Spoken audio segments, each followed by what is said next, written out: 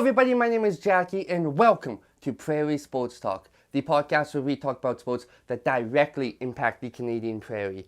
And a few weeks ago, I had the chance to sit down with somebody who got me into the sports industry, somebody who has worked in sports for the majority of their life, somebody who I am privileged to be able to call one of my best friends.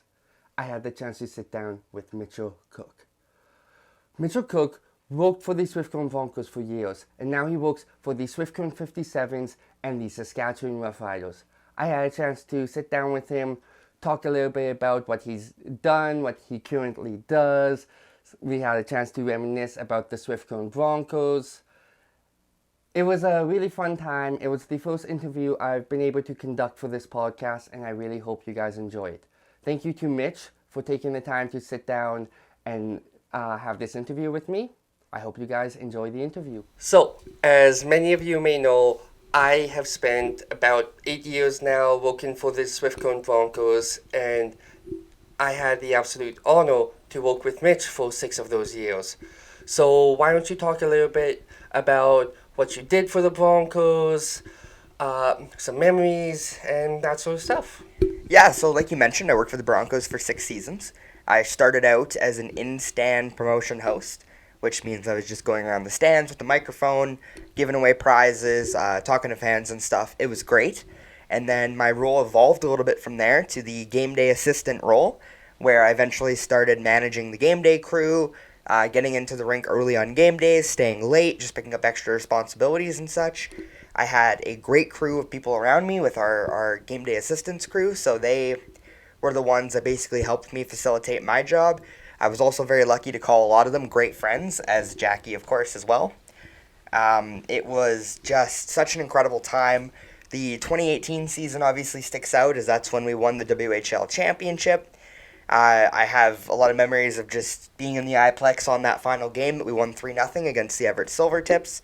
It was, the last minute, and it was like pinching myself to be like, our dreams are becoming reality here. Got to help with the trophy presentation on the ice, which was just incredible. And obviously the rest of the way that I worked for the team, our team was not nearly as good, but I was able to continue to develop my career and work with great people and obviously take on more responsibilities. By the end of it, I was helping out with group ticket sales and such. So yeah, it was a lot of fun, and some of the best years of my life were with the Broncos.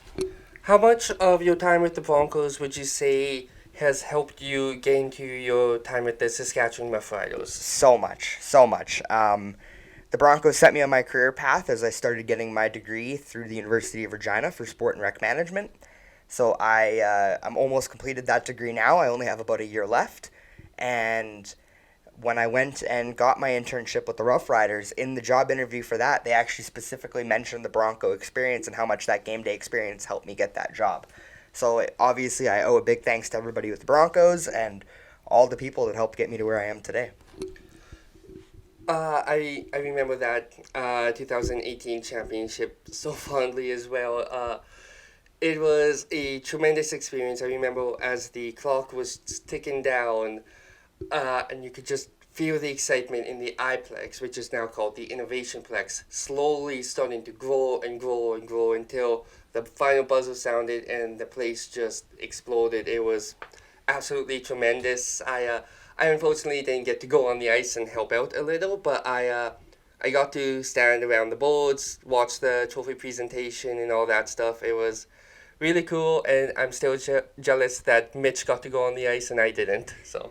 Yeah, well, I was working with league officials, and they were basically just allowing me to help out with the setup of the ceremony. So, of course, we got to, the RCMP officers took the cup out, but we got to set up the carpets and the table that the cup was on and just help facilitate the MVP award and stuff. So, all of that. It was amazing. So, Mitch, you've worked with the Riders for 2-3 years now. Can you tell us a little bit about what you do for them and that sort of stuff? Maybe some stories if you can. Yeah, so I work with the Saskatchewan Roughriders. I actually got an internship at the start of the 2022 season. It was a paid internship that went the entire season long. So it started in May, about a few weeks before training camp, and then it ended off in December which was after a few weeks after we hosted Grey Cup. My internship, I was the game entertainment and events intern.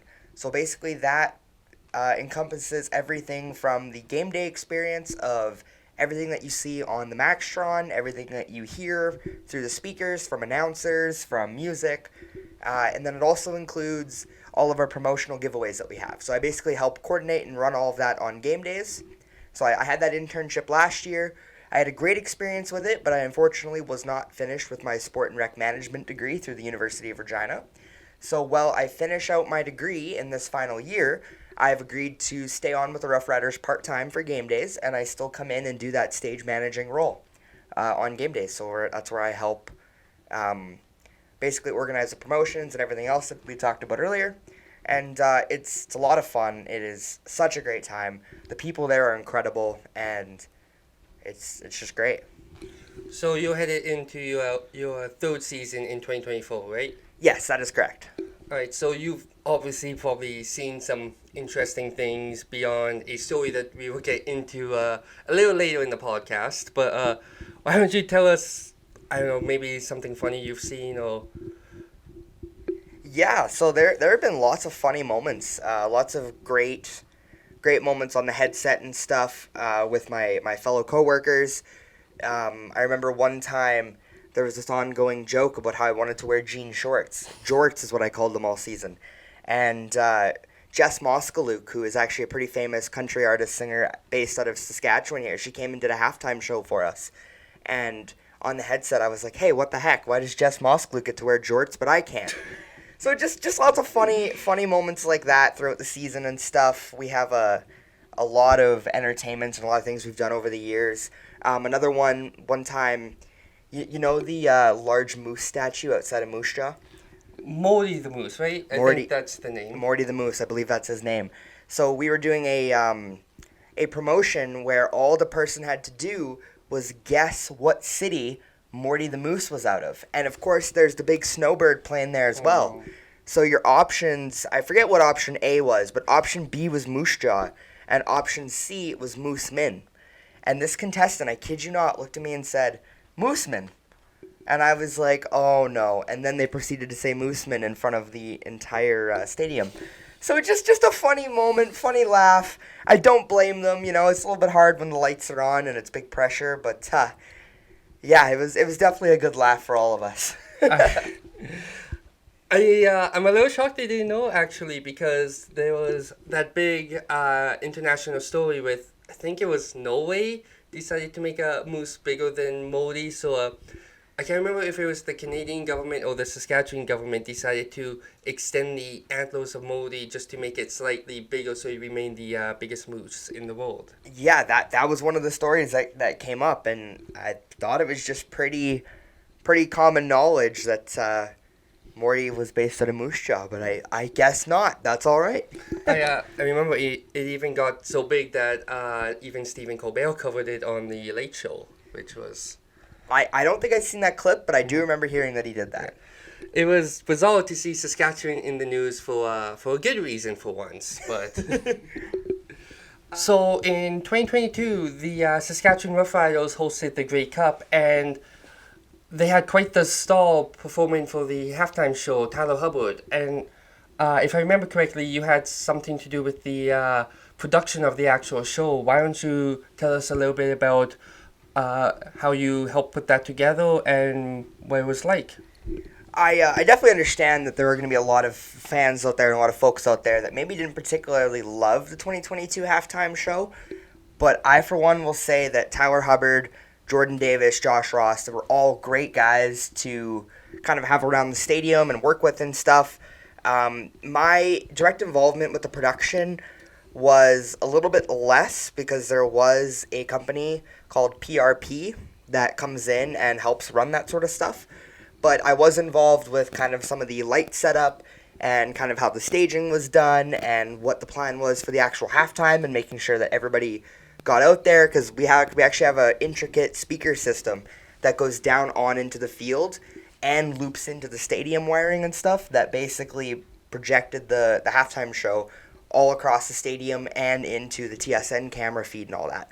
So it's a pretty advanced, intricate system, and I'd be lying to you if I said I knew everything about it, but just the way that the lighting was set up, the way that everything was done, the way that we were able to help make that happen in real time, so that way there was less of a delay to make the show go on. Yeah, that was all part of my involvement of it. Personally, I gotta say, I actually really enjoyed the 22 halftime show. I thought Tyler Hubbard did really good. I don't fully understand the people who said they didn't like it, but I mean, to each their own. But yeah, it is really interesting to hear a little about how you helped out with it. And I actually did not know that there was a company that specifically helped out with the the Grey Cup halftime show. I am sorry, people. I am having issues talking today, apparently. Yeah, no, so yeah, this company definitely helps out with that sort of stuff. Maybe my direct involvement that I knew a little bit more about. So we hosted Riderville in the International Trade Center building. It's called ITC. There was Hall A, Hall B, and Hall C, and we actually threw the biggest team party room in CFL history. So we had over 10,000 people at the Riderville party. And at this party, we had entertainment. So we had bands and DJs on set from 12 p.m. till 1 a.m. every single day. While we were doing this, we also had a super bar, which was over 125 feet long, where people could get drinks and refreshments. We had 3 food trucks. We had a Rough Riders store. There was a games area with inflatable football tosses. The Gainer car was there so you could take your pictures. There was cornhole boards. It was one of the biggest setups that I've ever seen or been a part of. And yeah, it was a crew of the 3 of us. So Seth Strankman, who is the game entertainment and events manager, and then Eva Fletcher, who is the events manager as well.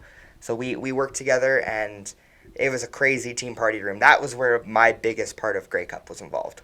That's actually really impressive. I knew that the party room for the Riders that year was huge. I didn't know it was the biggest in CFL history, though.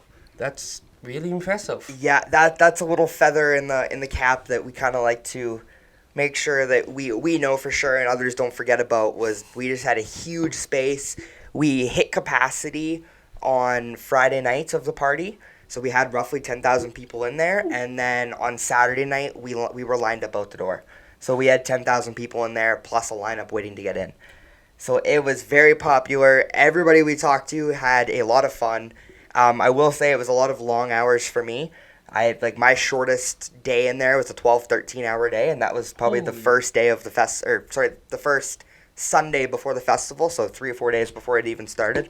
So I had a lot of long days in there, but it was so rewarding. It was so worth it.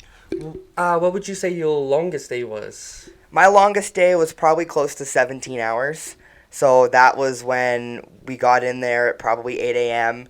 and then we shut down the party at 1 and we were done by cleanup. We were done cleanup by probably 2, 3 in the morning. It was a long day, but it was so worth it. So good. That is honestly really impressive, and I'm sure you made plenty of memories throughout that week as well. So many memories, so many great moments with great people, and so much sleep when the festival was done. Yeah, I can imagine when I have a big week, and my big weeks are significantly smaller than your big weeks. The main thing I do over the weekend is sleep, so I can imagine how much you must have slept the next couple of days. Yeah, no, I was a pretty tired guy for the next little bit, so. So did you get time off from school and the Rhinos, or? Yeah. Once festival was done, my boss. So the festival was done on the Sunday after the game. We cleaned everything up on Monday. We had another long day then, and then my boss literally texted me and said, "I don't want to see you till next Monday at the earliest." He was like, "Just take a week off, man. Like, you're all right." I'm sure the cleanup was very fun, and there was very little puke around the place. I would just like to say from experience, those were both false statements. The cleanup was not fun, and there was a lot of mess, from beer cans to vomit to just anything you could imagine. It was all there, and it was crazy too, because Agribition was coming in the next day for their setup. So we were like pulling out all of the Rough Rider Riderville stuff and literally setting up the Agribition stuff as we were going. So say what you want about Saskatchewan. One thing we've always known how to do is throw a pretty good party. Yep, that we do. So I actually didn't know this until just, I don't know, 30 or so minutes before the interview. But Mitch Hill actually will be starting to work for the 57s in a pretty prominent role. So why don't you tell us a little bit about what you've done with the team in the past, uh, and what you will be doing for the team in the upcoming season? It's a full circle moment for me to come back and work for the 57s at this point. I started out my sports career with the 57s back in 2014, and this was when I was literally just a young kid helping out at the field, just doing different things as needed around the ballpark. It was all volunteer work, and I did that for roughly 4 seasons, and then I actually stepped away because summer got busy and everything else started to happen in my life where I just didn't necessarily have a bunch of time. But starting just this previous summer, 2023, I started helping out selling the sponsorships. That's everything from the title sponsor, the field, to the concession sponsor, the beer sponsors, the fields, the signs in the outfield, and all that other sort of stuff. So just approaching local businesses and getting some sponsorship help from them.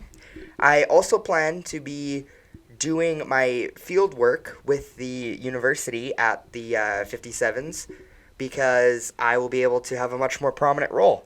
So basically, I'll be running their game days, helping with sponsorship, and doing some social media stuff with them as well. So it hopefully will be a great summer. Come back home, spend time with friends and family, and basically complete my university degree out where it all started. I remember back in 2017, I think it was, when the 57s rebranded to now being called the 57s, they repeated as WMLB champions that season, and I actually had the chance to be there as a fan, and I was just kind of following Mitch around most of the night because I didn't know anyone else there.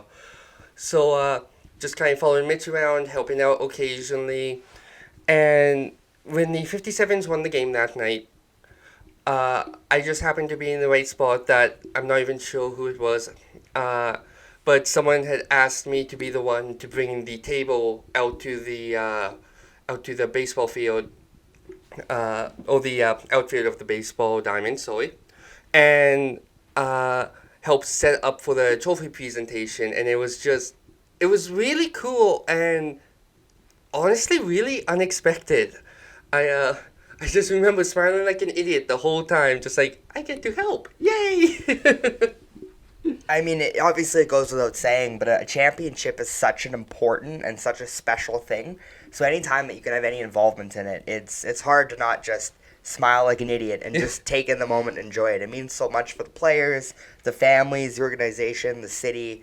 I remember that ballpark that day was packed. I think our ballpark holds around 600 to 700 people, and we'd actually had extra grandstands brought in, and we were up at 1,300, and it was standing room only. So definitely exciting times. I also remember that before the game, the city mayor was walking up and down the line of people waiting to get into the game, handing out signs that had players' names on them, and he gave one to me. And after the game, one of the player whose name was on the sign, I forget even who it was passing the fans, thanking us. A bunch of the players will, and the guy in front of him pointed it out to him that I had his name on a sign, and the guy he just seemed really surprised, but almost proud, I guess would be the best way to put it, that his name was on a sign, and I will never forget just how happy he seemed. That sort of stuff it's one of the reasons I love sports, because both the players and the fans get to make memories, as well as the volunteers, staff, all that sort of stuff. I completely agree. So, if you guys remember, about midway through the 2023 season in the CFL, there was an odd incident at a Rough Rider game where a sheep actually got loose during a halftime show. Well, Mitch here was actually involved with the incident. Why don't you tell us a little bit of what happened? Yeah, so it was a beautiful summer night in the heart of Regina, Mosaic Stadium. We were running a promotion because it was country night. And for country night, we decided it would be great entertainment to bring in a bunch of sheep and have kids all under 9, 10, and 11 years old to come and ride the sheep for some mutton busting.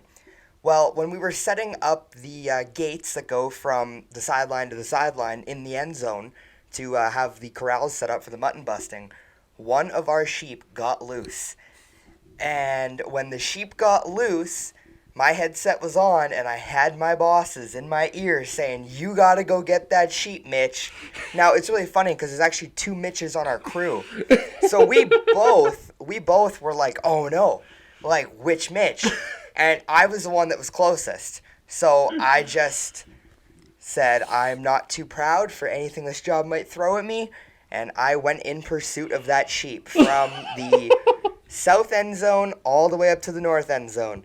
And I chased that thing for 110 yards. And I remember getting to about midfield and just thinking to myself, man, why is this CFL field so long? 110 yards is so many yards. But either way, chased it down into the end zone. We got it corralled in the one end zone. And when I did that, I was able to chase it back out the other way. There were a couple of kind souls, actually, when you go and watch the tape, that helped me in pursuit somewhere around that north end zone. So yeah, I chased him back out, and we got the sheep back to the side of the field he needed to be on, and it was all good. But there have been a ton of laughs from coworkers, friends, family. This clip even made it on the top CFL plays of the year, the top 50 CFL plays of the year. I think play number 22 or something like that is just me chasing the sheep down the field. So yeah, no, it was certainly quite the experience. There's nothing that you can't do. I mean, I didn't have that on my bingo card for the 2023 Rough Rider season, but they pulled the sheep out, and you got to do what you got to do sometimes. I remember that night I worked pretty late, and I didn't get home until about halfway through the Rider game, and I had a pretty rough day, and I just kind of flopped on the couch, took a deep breath, and then I looked up at the score. I don't even remember where it was. All I remember is it was the Riders and the Lions. I forget where it was. I think it was the Lions anyway. And I looked up, and I just see a sheep running across as they flash the score on the screen, and they say something to the effect of, "Things that only happen in Saskatchewan." And I keep watching, smiling a little, and by God, wouldn't you know it, there was Mitch chasing the sheep. And I see the clip of him just kind of putting his hands on his hips and shaking his head, just like, and I'm just like, oh my God, that's Mitch. And I spent about the next 10 minutes laughing, and it was about the first time that day I had smiled, and it was, honest to God, exactly what I needed that day. So even if you didn't know it, you really made my day that day, Mitch. So I'm under the impression that I made a lot of people's day that day. I know that I got a text from you. I got a text from many other people as well. My phone blew up. And it kind of started right after the game when people were watching the highlight clips, and I was in the highlight clips that night. People were like, "Hey, I think that's Mitch." And then just for the coming days, my phone just continuously started to blow up. Instagram, Twitter, messaging, all of it, man. It was ridiculous. I still have a clip or two of that incident saved on my Twitter account because I just think it is legitimately one of the funniest things I've ever seen. I have the posts bookmarked, and it's tremendous. If you haven't seen it, you have to. Yeah, you go check that out. Have a laugh at my expense. I believe the joke that I made at the end of it was my tryout for cornerback didn't go the way I wanted it to, but either way, it was a lot of fun and it was interesting. And I mean, hey, the world of sports is wild, and that's just another part of it, I guess. I've seen animals get loose at sports games. Can't say I've seen a sheep loose at sports games until that day. So, all right. So, thank you, Mitch, for coming on today. It's been a blast to interview you. I always enjoy being able to hang out with you. So is there anything you want to say to the people at home? Yeah, well, first things first, thank you so much for having me on. I've really enjoyed this. Second thing I was going to say is if there's anybody out there that's a little bit hesitant to get into sports, just go for it. Whether it's volunteering with your local team or it's working with them or just attending games, the people you meet, the vibes, the energies, the feels, it really is great. So just get on out there, get involved in your community. And don't be afraid to just jump on in and volunteer or work or just do something you've never done before. It's always worth it.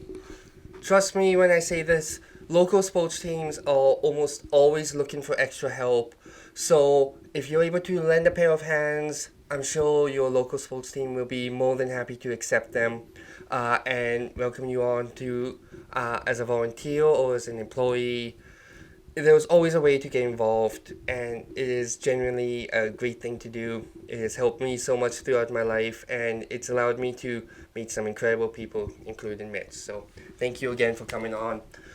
And yeah, I hope you guys enjoyed the interview. So that is everything I have for you guys today. I hope you guys enjoyed this interview. Thank you once again to Mitchel Cook, somebody who I am privileged to be able to call one of my best friends. I hope you guys enjoyed the video. Stay safe, stay strong, you got this. This is Jackie from Prairie Sports Talk signing off.